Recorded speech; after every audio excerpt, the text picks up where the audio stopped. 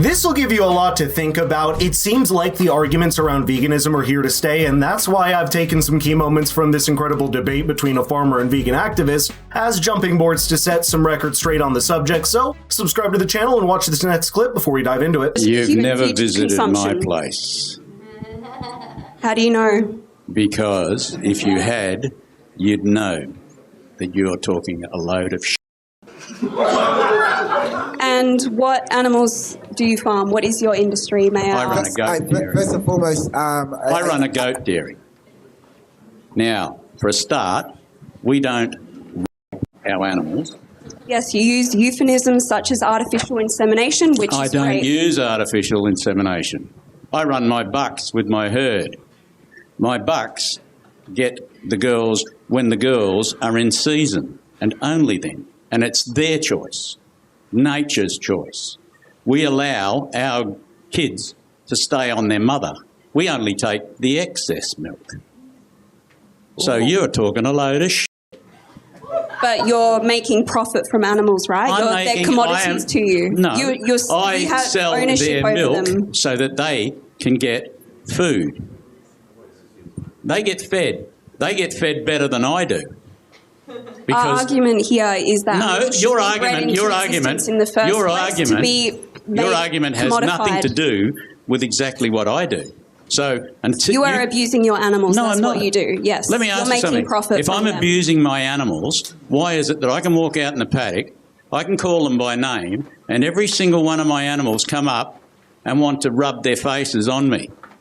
If I'm abusing them, why are they so friendly to me? You know what? I think there's one reason why you see a lot of this talking past each other, which is that the industrial scale farming in the US and around the world is very different to a small scale organic farmer like John Martin here. And much of the charge sheet that vegan activist Tasha Peterson brings hardly applies to him. That's exactly why it would have been much more productive to shift the focus away from him and onto the industry. And here's where the core of the argument lie. Even someone that prefers to consume meat won't argue that there's absolutely no wrongs committed against animals in captivity. After all, the global meat industry slaughters 70 billion animals a year for human consumption, and much like environmental pollution from unregulated factories, unregulated slaughterhouses and farms will cut corners to improve profit. But the point is, that's an argument for reform and regulation on the industry, not against a non-vegan diet entirely. When it came to that, the real underlying argument from the pro-vegan side came forward, and that's what revealed just how much water the idea really holds. Can you tell me what happens once they're considered no longer profitable to you?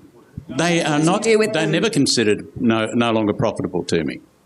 Once they can no longer produce breast milk, they reach a certain age where they can't be that's pregnant. the other thing where you say that we. The thing is, my goats. I've got one there that's been milking for 5 years, and she produces 3.5 litres of milk a day. You didn't answer our question. What question was that? Once they're considered no longer profitable, when they can no longer produce breast milk, because I'm a canine. What happens with them? I eat them because I'm a canine.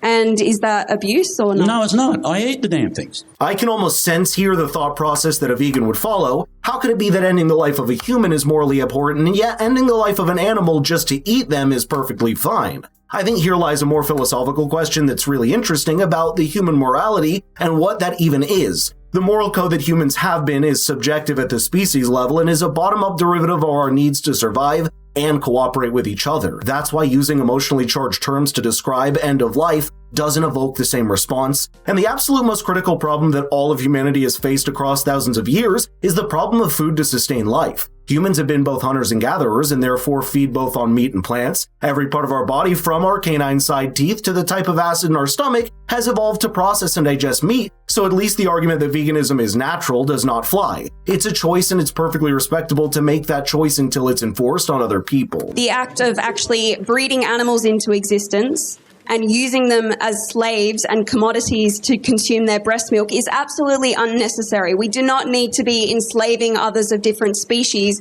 to be consuming their breast milk. Replace it with humans and you'll see how immoral it is. What if we got a group of female women and enslaved them and started stealing their breast milk from them? And there's no doubt that their babies are taken away from them. I think you're blatantly lying there. Their babies are taken away from them so he can make profit from her breast milk. You need to he come and wants have a her look. breast milk in your mouth. He doesn't want it in the babies. The babies are murdered. No, they're not. My babies are running around in the paddock. What with their happens mums. to the males? The males? Well, those that I can't sell as breeding stock, I keep until they're around about 2 years old. And then I eat them. I'm a carnivore. I'll admit it. I like to eat meat. Actually, you have the choice. You're not a carnivore because I we're do all have a omnivores choice. and we can And my thrive and choice- survive on a plant-based My diet. choice is I like to eat meat. Wait 1 second. You just said you're not a carnivore. What do you mean by that? Well, humans are omnivores, so that means we can thrive and survive on a plant-based diet. So Yeah, he's but not a hang carnivore on, we because are otherwise you'd omnivores. only be able to thrive and survive on flesh. Excuse me, dear. You said omnivore, which means that we eat both meat and plant-based products.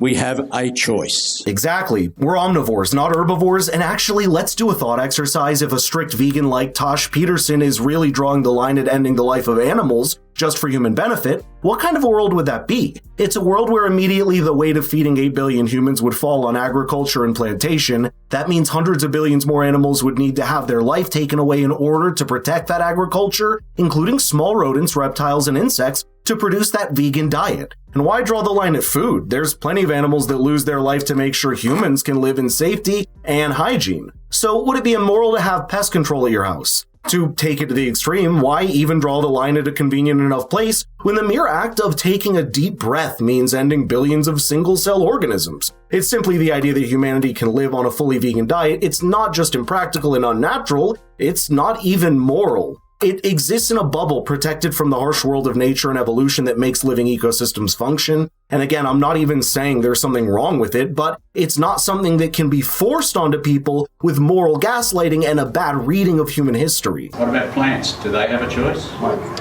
Do plants have a choice? Are you saying they're sentient and they have a nervous system? They've proven that they do. It's been proven they do. They have proven that plants have So you're senses. telling me, everyone in the crowd, that slicing a carrot is the same as slitting a pig's throat? Yes! Do you realise how ridiculous that is? They do not have a central nervous system. See my point? It's a game that has no end. Who's to say eating plants is any more moral? And how can someone so easily grant themselves the right to end billions of plant lives just because they look and feel like us? And I should say it's certainly true that there's a lot of weight in the debate that we need to reform against animal cruelty in the meat industry, and that's a perfectly legitimate debate to have, but someone like Tosh Peterson just isn't a good front for that, especially with her over-the-top social stunts and disruptive acts against hotels and restaurants serving meat products. But let me know in the comments how you feel about this, because I think this is a really interesting debate regardless, just from a moral and philosophical perspective.